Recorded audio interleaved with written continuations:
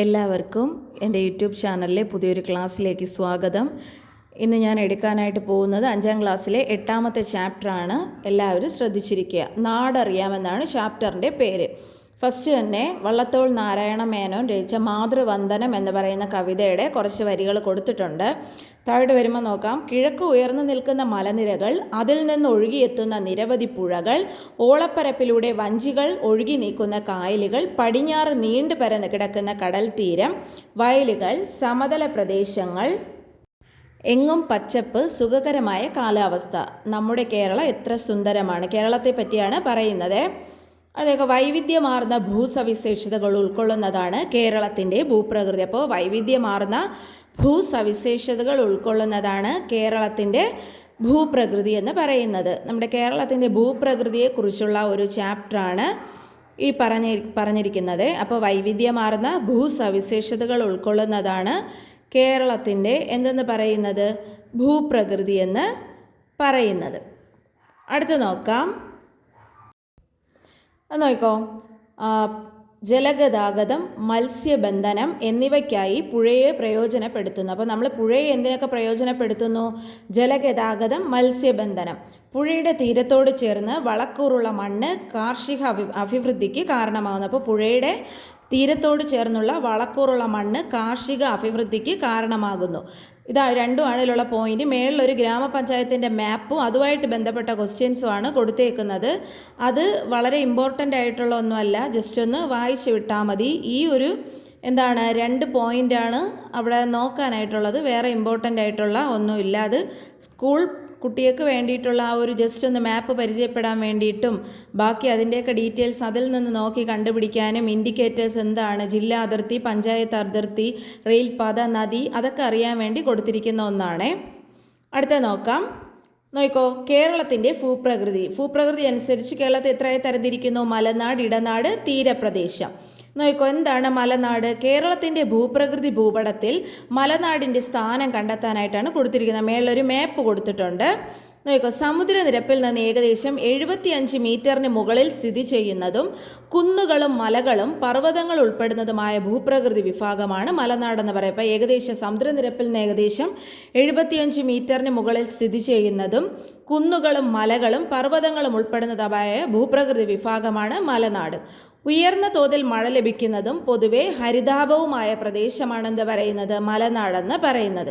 കേരളത്തിൽ 44 നദികളും ഉത്ഭവിക്കുന്നത് എവിടെ നിന്നാണ്? മലനാട്ടിൽ നിന്നാണ്. അപ്പോൾ ഉയർന്ന തോതിൽ മഴ ലഭിക്കുന്നതും പൊതുവെ ഹരിതാഭവുമായ പ്രദേശമാണെന്ന് പറയുന്നത് മലനാടെന്ന് പറയുന്നത്.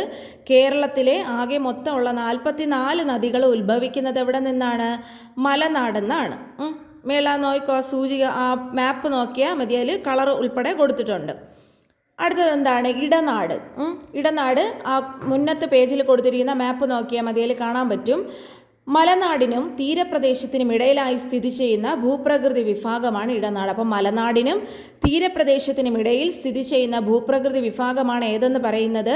ഇടനാടെന്ന് പറയുന്നത്. സമുദ്രനിരപ്പിൽ നിന്നും 7.5 മീറ്റർ മുതൽ 75 മീറ്റർ വരെയാണ് ഈ ഇടനാടിൻ്റെ ഉയരം എന്ന് പറയുന്നത്. അപ്പോൾ സമുദ്രനിരപ്പിൽ നിന്ന് 7.5 മീറ്റർ മുതൽ 75 മീറ്റർ വരെയാണ് ഇടനാടിൻ്റെ ഉയരം. ചെറുകുന്നുകളും താഴ്വരകളും നദീതടങ്ങളും ഒക്കെയാണ് ഇടനാടിൻ്റെ സവിശേഷം. അപ്പോൾ ഇടനാടിൽ എന്തൊക്കെയുണ്ട്? ചെറിയ കുന്നുകളുണ്ട്, താഴ്വരകളുണ്ട്, നദീതടങ്ങളുണ്ട്. അടുത്തത് തീരപ്രദേശം. ലക്ഷദ്വീപ് കടലിനോട് ചേർന്ന് കാണുന്ന ഭൂപ്രകൃതി വിഭാഗമാണ് തീരപ്രദേശം. അപ്പോൾ തീരപ്രദേശം എന്താണ്? ലക്ഷദ്വീപ് കടലിനോട് ചേർന്ന് കാണുന്ന ഭൂപ്രകൃതി വിഭാഗം. കടൽ തീരത്തോട് അടുത്ത് സ്ഥിതി ചെയ്യുന്ന ഈ പ്രദേശത്തിന് സമുദ്രനിരപ്പിൽ നിന്ന് 7.5 മീറ്റർ വരെയാണ് ഉയരം. അപ്പോൾ കടൽ തീരത്തിനോട് അടുത്ത് സ്ഥിതി ചെയ്യുന്ന പ്രദേശമാണെന്ത്? തീരപ്രദേശം. ഈ തീരപ്രദേശത്തിൻ്റെ ഉയരം എന്താണ്? സമുദ്രനിരപ്പിൽ നിന്ന് 7.5 മീറ്റർ വരെയാണ് ഈ തീരപ്രദേശത്തിൻ്റെ ഉയരം എന്ന് പറയുന്നത്. അപ്പോൾ മലനാടായി, ഇടനാടായി, തീരപ്രദേശം ആയി. അടുത്ത് നമ്മൾ നോക്കാനായിട്ട് പോകുന്നത് അടുത്തത് കേരളത്തിൻ്റെ കാലാവസ്ഥ എങ്ങനെയുള്ളതാണ്? കേരളത്തിൻ്റെ കാലാവസ്ഥ ധാരാളം മഴ ലഭിക്കുന്ന നാടാണ് കേരളം. അപ്പോൾ ധാരാളം മഴ ലഭിക്കുന്ന നാടാണ് നമ്മുടെ കേരളം എന്ന് പറയുന്നത്. കേരളത്തിൽ പ്രധാനമായും 2 മഴക്കാലങ്ങളാണ് ഉള്ളത്. അപ്പോൾ കേരളത്തിൽ പ്രധാനമായും 2 മഴക്കാലങ്ങളാണ് ഉള്ളത്. തെക്കു പടിഞ്ഞാറൻ മൺസൂൺ കാലം അഥവാ കാലവർഷം, വടക്ക് കിഴക്കൻ മൺസൂൺ കാലം അഥവാ തുലാവർഷം. അപ്പോൾ തെക്കു പടിഞ്ഞാറൻ മൺസൂൺ കാലം അഥവാ കാലവർഷം, വടക്ക് കിഴക്കൻ മൺസൂൺ കാലം അഥവാ തുലാവർഷം. കേരളത്തിൽ ലഭിക്കുന്ന മഴയുടെ ഭൂരിഭാഗവും തെക്കു പടിഞ്ഞാറൻ മൺസൂൺ കാലത്താണ്. അപ്പോൾ കേരളത്തിൽ ലഭിക്കുന്ന മഴയുടെ ഭൂരിഭാഗവും ലഭിക്കുന്നത് ഏത് കാലത്താണ്? തെക്കു പടിഞ്ഞാറൻ മൺസൂൺ കാലത്താണ്. കേരളത്തിലെ വേനൽക്കാലം മാർച്ച് മുതൽ മെയ് വരെയാണ്. അപ്പോൾ കേരളത്തിലെ വേനൽക്കാലം ഏത് മുതൽ ഏത് വരെയാണ്? മാർച്ച് മുതൽ മെയ് വരെയാണ്. ഇക്കാലത്താണ് ഏറ്റവും കൂടുതൽ ചൂട് അനുഭവപ്പെടുന്നത്. വേനൽക്കാലത്ത് ഇടയ്ക്കെത്തുന്ന മഴ ചൂടിൻ്റെ തീവ്രതയ്ക്ക് കുറച്ച് ആശ്വാസം നൽകുന്നു. അടുത്തത് മൺസൂൺ എന്ന് പറഞ്ഞിട്ടൊരു കോളത്തിൽ കൊടുത്തിട്ടുണ്ട്. കാലത്തിൻ്റെ മാറ്റത്തിനനുസരിച്ച് ഗതി മാറി വീശുന്ന കാറ്റുകളാണ് എന്ത് പറയുന്നത്? മൺസൂൺ എന്ന് പറയുന്നത്. മൗസിം എന്ന് പറയുന്ന അറബി വാക്കിൽ നിന്നാണ് എന്തുണ്ടായത്? മൺസൂൺ എന്ന വാക്ക് ഉണ്ടായത്. അപ്പോൾ കാലത്തിൻ്റെ മാറ്റത്തിനനുസരിച്ച് ഗതി മാറി വീശുന്ന കാറ്റുകളാണ് എന്ത് പറയുന്നത്? മൺസൂൺ കാറ്റുകളെന്ന് പറയുന്നത്. ജൂൺ മുതൽ സെപ്റ്റംബർ മാസങ്ങളിൽ ഭൂമധ്യരേഖയ്ക്ക് വടക്ക് ഇന്ത്യൻ സമുദ്രത്തിൽ തെക്കു പടിഞ്ഞാറ് ദിശയിൽ നിന്ന് കരയിലേക്ക് വീശുന്ന മഴക്കാറ്റുകളാണ് തെക്കു പടിഞ്ഞാറൻ മൺസൂൺ കാറ്റുകൾ. കടലിൽ നിന്ന് വീശുന്നതിനാൽ ഇവ ഈർപ്പവാഹിനികളാണ്. കരയിലേക്ക് പ്രവേശിക്കുന്ന ഈ കാറ്റുകളെ പശ്ചിമഘട്ട മലനിരകൾ തടഞ്ഞു നിർത്തുന്നു. ഇതിൻ്റെ ഫലമായിട്ട് കേരളം ഉൾപ്പെടുന്ന പടിഞ്ഞാറൻ തീരങ്ങളിൽ ഉയർന്ന തോതിൽ മഴ ലഭിക്കുന്നു. ഇതാണ് തെക്കു പടിഞ്ഞാറൻ മൺസൂൺ എന്നറിയപ്പെടുന്നത്. കേരളത്തിൽ ഈ മഴക്കാലത്ത് എന്തെന്നറിയപ്പെടുന്നു? കാലവർഷമെന്ന് അറിയപ്പെടുന്നു. അടുത്തത് ഒക്ടോബർ നവംബർ മാസങ്ങളിൽ മൺസൂൺ കാറ്റുകൾ നേർവിപരീത ദിശയിൽ വടക്ക് കിഴക്ക് നിന്നാണ് വീശുന്നത്. ഈ കാറ്റുകൾ വടക്ക് കിഴക്കൻ മൺസൂൺ കാറ്റുകൾ എന്നാണ് അറിയപ്പെടുന്നത്.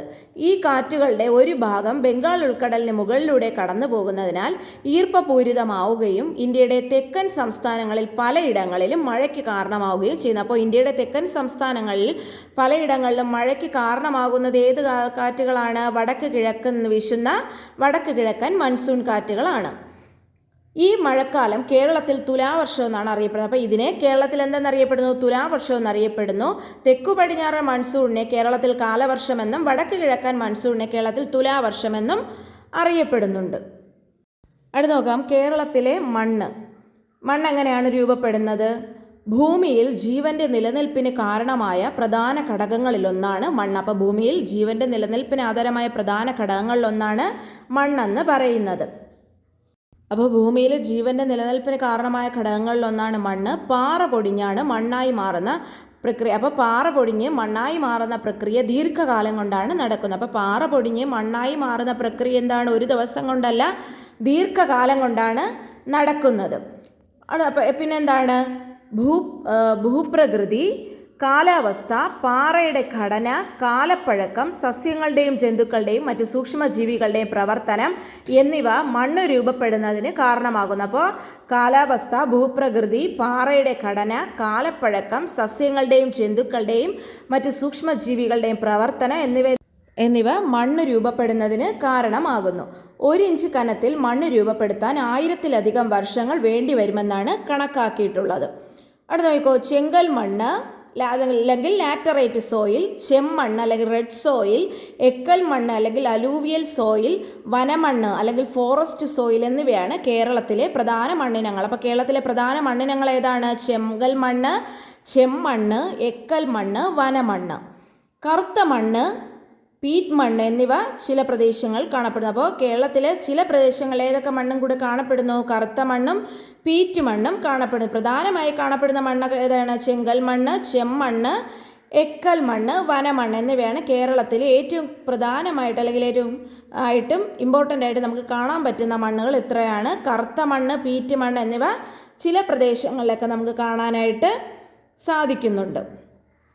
അടുത്ത നോക്കാം, മണ്ണ് സംരക്ഷണത്തിലുള്ള ചില മാർഗ്ഗമാണ്. എങ്ങനെയൊക്കെ നമ്മൾ മണ്ണ് സംരക്ഷിക്കാൻ കഴിയുന്നത്? കണ്ടൽക്കാടുകൾ, കയർ ഭൂവസ്ത്രം, കല്ല് കയ്യാല, തട്ട് കൃഷി എന്നിവയിലൂടെയൊക്കെ നമുക്ക് മണ്ണ് എന്ത് ചെയ്യാൻ പറ്റും? സംരക്ഷിക്കാനായിട്ട് പറ്റും.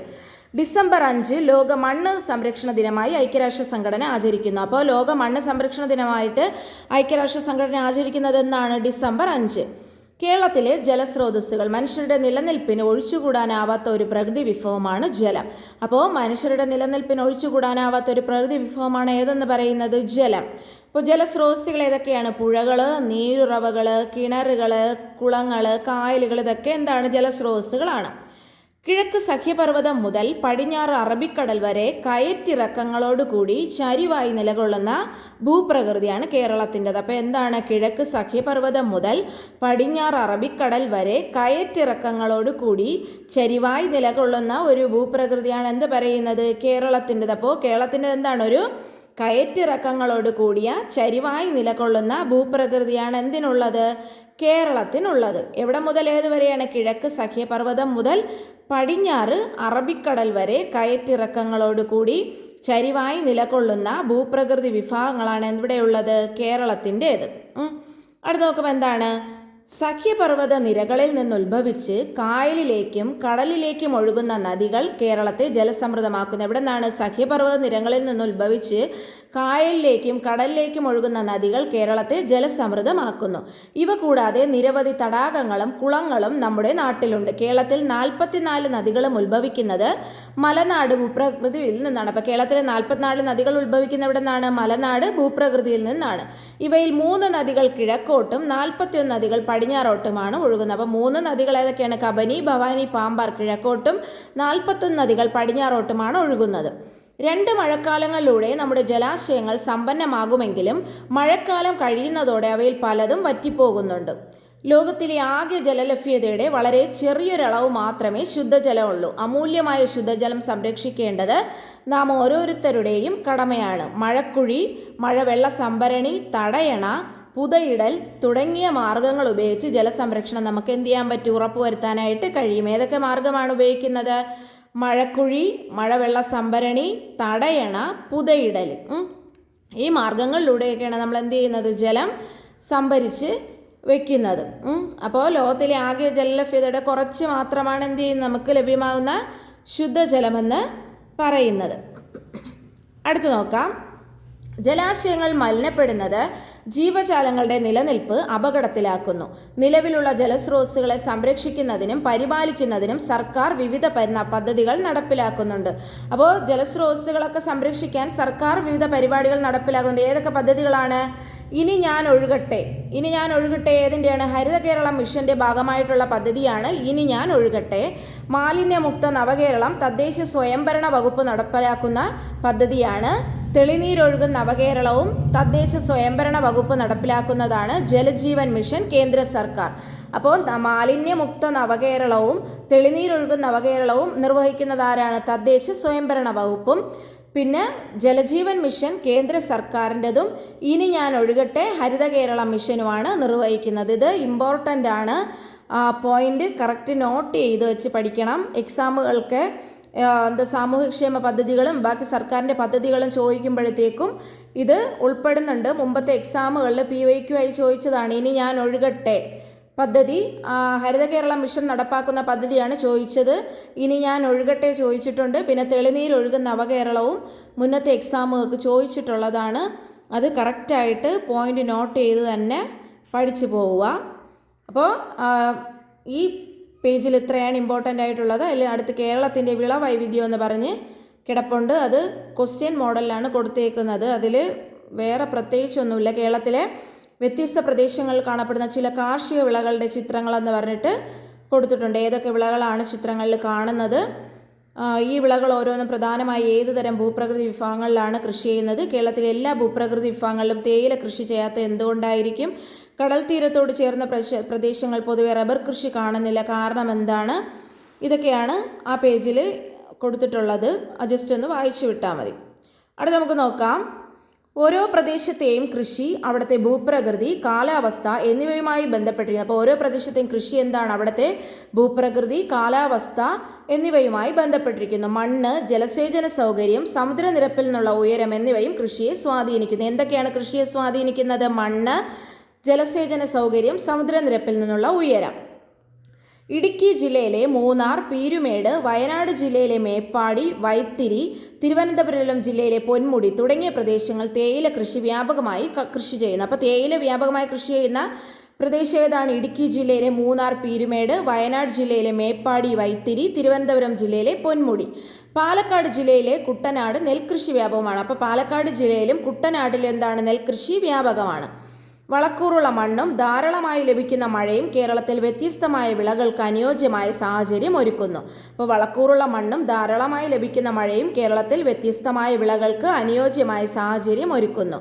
സമുദ്രനിരപ്പിൽ നിന്നുള്ള ഉയരക്കൂടുതൽ മൂലം അനുഭവപ്പെടുന്ന തണുത്ത കാലാവസ്ഥ, ചരിവാർന്ന ഭൂപ്രകൃതി എന്നിവ മലനാട് മേഖലയിൽ തേയില, ഏലം, കാപ്പി, കുരുമുളക് മുതലായ വിളകൾക്ക് അനുകൂല സാഹചര്യം ഒരുക്കുന്നു. അപ്പം മലനാട്ടിൽ എന്താണ്?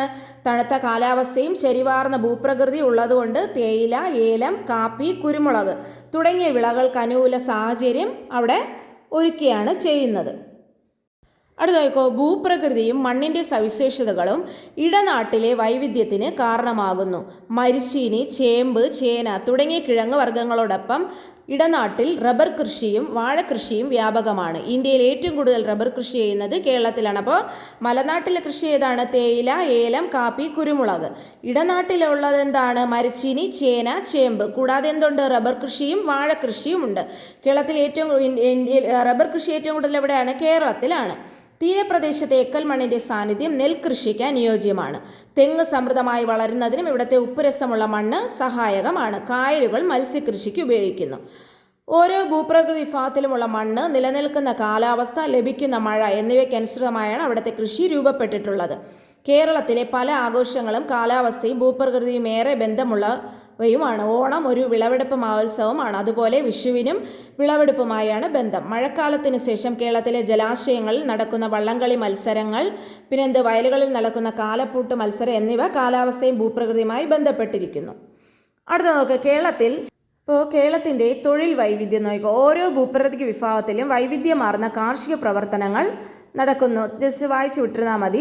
ജനജീവിതം മെച്ചപ്പെടുത്തുന്നതിന് കാർഷിക രംഗത്തെ പുരോഗതിയോടൊപ്പം പ്രധാനമാണ് മറ്റു തൊഴിൽ മേഖലകളെ പുരോഗതിയും. ഒരു പ്രദേശത്തെ ജനങ്ങളുടെ പുരോഗതി നിർണ്ണയിക്കുന്നതിൽ അവിടുത്തെ പ്രകൃതി വിഭവങ്ങൾക്കും മനുഷ്യ വിഭവങ്ങൾക്കും പങ്കുണ്ട്. ഓരോ പ്രദേശത്തെയും ഭൂപ്രകൃതിയും കാലാവസ്ഥയ്ക്കും അനുഗുണമായാണ് അവിടുത്തെ തൊഴിൽ സംസ്കാരം രൂപപ്പെടുന്നത്. കായലോരങ്ങളിലെ തൊണ്ടുതല്ലലും കയറുവിരിക്കലും കുട്ടനാടിലെ നെൽകൃഷിയും താറാവ് വളർത്തൽ ഇതിനുദാഹരണമാണ്. അപ്പോൾ ഓരോ പ്രദേശത്തിനനുസരിച്ചാണ് ആ പ്രദേശത്തെ എന്ത് ചെയ്യുന്നത്? മനുഷ്യരുടെ തൊഴിലും ഉപജീവന മാർഗമൊക്കെ നടക്കുന്നതല്ലേ. കുട്ടനാട് പ്രദേശത്ത് എന്താണ്? കായലോരം ആയതുകൊണ്ട് തൊണ്ടുതല്ലലും കയറുവിരിക്കലും നെൽകൃഷിയും താറാവ് വളർത്തലും ഒക്കെ ഇതിനെന്താണ്? ഉദാഹരണങ്ങളാണ്. പിന്നെ ചില സ്ഥലങ്ങൾ എന്താണ്? റബ്ബർ കൃഷിയുണ്ട്, ചിലയിടത്ത് തേയില കൃഷിയുണ്ട്, ഏലം കൃഷി ചെയ്യുന്നവരുണ്ട്, മത്സ്യകൃഷിയുണ്ട്, അല്ലെ, മൺപാത്ര നിർമ്മാണമുണ്ട്. ഇതെല്ലാം ഓരോ സ്ഥലത്ത് അവർക്ക് ലഭ്യമാകുന്ന പ്രകൃതി വിഭവങ്ങളുടെയും കാലാവസ്ഥയുടെയൊക്കെ അടിസ്ഥാനത്തിലാണ് ഓരോ പ്രദേശത്തും എന്തൊക്കെയാണ് കൃഷി ചെയ്യുന്നത് എന്നുള്ളത് അതനുസരിച്ചാണ് ഓരോന്നും സജ്ജീകരണങ്ങളൊക്കെ ഒരുക്കുന്നത്. അടുത്ത് നോക്കാം, കേരളവും പ്രകൃതി ദുരന്തങ്ങളും. കേരളത്തിൻ്റെ പ്രകൃതി ഭംഗിയും അനുകൂലമായ കാലാവസ്ഥയും ജനജീവിതം സുഗമമാക്കുന്നു എന്ന് കണ്ടല്ലോ. എന്നാൽ ചില സന്ദർഭങ്ങളിൽ പ്രകൃതി ദുരന്തങ്ങളും പ്രകൃതിക്ഷോഭങ്ങളും ഉണ്ടാകുന്നു. പരിസ്ഥിതി ദുർബല പ്രദേശങ്ങൾ ധാരാളമുള്ള ഭൂപ്രകൃതിയാണ് കേരളത്തിനുള്ളത്. മനുഷ്യരുടെ ഇടപെടൽ മൂലം ഉണ്ടാകുന്ന പ്രതിസന്ധികൾ കൂടാതെ ചില പ്രകൃതി ദുരന്തങ്ങളും ജീവലോകത്തെ ഹാനികരമായി ബാധിക്കുന്നു. ഇതൊക്കെയാണ് ചുഴലിക്കാറ്റ്, കാട്ടുതീ, വെള്ളപ്പൊക്കം, പ്രളയം. ഇതൊക്കെ എന്താണ് പ്രകൃതി ദുരന്തങ്ങൾ? ജീവനും സ്വത്തിനും പരിസ്ഥിതിക്കും അപായകരമായ പ്രകൃതി പ്രതിഭാസങ്ങളാണ് പ്രകൃതി ദുരന്തങ്ങൾ. അപ്പോൾ ജീവനും സ്വത്തിനും പരിസ്ഥിതിക്കും അപായകരമായ പ്രകൃതി പ്രതിഭാസങ്ങളാണ് പ്രകൃതി ദുരന്തങ്ങൾ. ഇത്തരം പ്രകൃതി ദുരന്തങ്ങൾ മനുഷ്യരെയും മറ്റ് ജീവജാലങ്ങളെയും പ്രതികൂലമായി ബാധിക്കുന്നു. 2004 സുനാമി കേരളത്തിൽ വലിയ കെടുതികൾക്ക് കാരണമായി. അടുത്തത് 2018 കേരളത്തിലുണ്ടായ വലിയ പ്രളയം, 2019 കളവപ്പാറയിലും 2020 പെട്ടിമുടിയിലും ഉണ്ടായ ഉരുൾപൊട്ടലുകൾ എന്നിവ അതത് പ്രദേശത്തിലെ ജനജീവിതം ദുസ്സഹമാക്കുന്നു. ജസ്റ്റ് ഒന്ന് വായിച്ചു വിട്ടിരുന്നാൽ മതി. അടുത്തത് ദുരന്ത നിവാരണവും ലഘൂകരണവുമാണ് അടുത്ത ടോപ്പിക്ക്. നോക്കോ, ദുരിതാശ്വാസ രക്ഷാപ്രവർത്തനങ്ങൾക്കായി കേരളം ഒന്നിച്ചു. സർക്കാരിൻ്റെ വിവിധ വകുപ്പുകൾ, സന്നദ്ധ സംഘടനകൾ എന്നിവയും യുവജനങ്ങൾ, വ്യാപാരികൾ, മത്സ്യത്തൊഴിലാളികൾ എന്നിവരും ഒത്തൊരുമയോടെ പ്രവർത്തിച്ചതിൻ്റെ ഫലമായിട്ടാണ് വലിയ പ്രകൃതി ദുരന്തത്തിൻ്റെ തീവ്രത പ്രളയ സമയത്തൊക്കെ കുറയ്ക്കാനായിട്ട് സാധിച്ചത്. ദുരന്ത നിവാരണത്തിലും ലഘൂകരണത്തിനുമായി എന്തൊക്കെ മുന്നൊരുക്കങ്ങളാണ് നടത്തുന്നത്? മുന്നൊരുക്കങ്ങൾ ദുരന്തപൂർവ്വ നിവാരണ പ്രവർത്തനം. ഫസ്റ്റത്തത് അതിലെന്തൊക്കെയാണ് വരുന്നത്? ആധുനിക സാങ്കേതിക വിദ്യയുടെ സഹായത്തോടെ ചില ദുരന്തങ്ങൾ മുൻകൂട്ടി അറിയിക്കുക, ദുരന്ത സാധ്യതാ മേഖലകളിൽ മുന്നറിയിപ്പുകൾ നൽകി ബോധവൽക്കരണത്തിനും ജനങ്ങളെ മാറ്റിപ്പാർപ്പിക്കുന്നതിനുള്ള നടപടി സ്വീകരിക്കുക. ഇതാണ് ദുരന്തപൂർവ്വ നിവാരണ പ്രവർത്തനം. അടുത്തത് ദുരന്ത സമയത്തെ രക്ഷാപ്രവർത്തനം എങ്ങനെയാണ്? രക്ഷാപ്രവർത്തനത്തിന് ആവശ്യമായ സംവിധാനം ഒരുക്കുക, ദുരിതാശ്വാസ ക്യാമ്പുകൾ സ്ഥാപിച്ച് ഭക്ഷണം, വസ്ത്രം, താമസ സൗകര്യം, ചികിത്സ എന്നിവ ലഭ്യമാകുന്നതിനുള്ള ആസൂത്രണം നടത്തുക. അടുത്ത ദുരന്ത അനന്തര പ്രവർത്തനം എന്താണ്? ദുരന്ത ബാധിതരെ പുനരധിവസിപ്പിക്കുക, ഭാവിയിൽ ഉണ്ടാകാൻ സാധ്യതയുള്ള ദുരന്ത സാഹചര്യങ്ങളെ പ്രതിരോധിക്കാനുള്ള നടപടികൾ സ്വീകരിക്കുക. അടുത്ത പ്രകൃതി ദുരന്തങ്ങളുടെ നിവാരണത്തിനും ലഘൂകരണത്തിനും പ്രവർത്തിക്കുന്ന സർക്കാർ വകുപ്പുകളും സംവിധാനങ്ങളും ഏതൊക്കെയാണ്? കേരള റവന്യൂ ദുരന്ത നിവാരണ വകുപ്പ്, സംസ്ഥാന ദുരന്ത നിവാരണ അതോറിറ്റി, ജില്ലാ ദുരന്ത നിവാരണ അതോറിറ്റി, ദുരന്ത സാധ്യത അപഗ്രഥന cell, land and disaster management institute. ഏതൊക്കെയാണ്? കേരള റവന്യൂ ദുരന്ത നിവാരണ വകുപ്പ്, സംസ്ഥാന ദുരന്ത നിവാരണ അതോറിറ്റി, ജില്ലാ ദുരന്ത നിവാരണ അതോറിറ്റി, ദുരന്ത സാധ്യത അപഗ്രഥന cell, land and disaster management institute. ഇതൊന്ന് ഇമ്പോർട്ടൻ്റ് ആണ്, ഇത് നോക്കി വെച്ചേക്കുക. മുന്നൊരുക്കങ്ങളും ഈ സർക്കാർ വകുപ്പുകളും സംവിധാനങ്ങളും ലഘൂകരണത്തിനുള്ളത് വളരെ വളരെ ഇമ്പോർട്ടൻ്റ് ആണ്. നോട്ട് ചെയ്ത് അത് പഠിച്ചോളണേ. അടുത്ത നോക്കുക, ജസ്റ്റ് വായിച്ച് വിട്ടിരുന്നാൽ മതി. വേറെ ഇമ്പോർട്ടൻ്റ് ആയിട്ടുള്ള ഒന്നും അതിലില്ല, ജസ്റ്റ് വായിച്ച് വിട്ടാൽ മതി. ഇന്നത്തെ ഈ ക്ലാസ് ഇവിടെ അവസാനിക്കുന്നു. ചാനൽ ആദ്യമായി കാണുന്നവരുണ്ടെങ്കിൽ സബ്സ്ക്രൈബ് ചെയ്യുക, ലൈക്ക് ചെയ്യുക, ഷെയർ ചെയ്യുക, ബെൽ ബട്ടൺ പ്രസ് ചെയ്യുക. എന്നാൽ മാത്രമേ ഞാൻ ഇടുന്ന പുതിയ വീഡിയോസ് നിങ്ങൾക്ക് കാണാനായിട്ട് സാധിക്കുകയുള്ളൂ. അപ്പോൾ അടുത്ത ചാപ്റ്ററുമായിട്ട് വരുന്നത് വരെ താങ്ക് യു.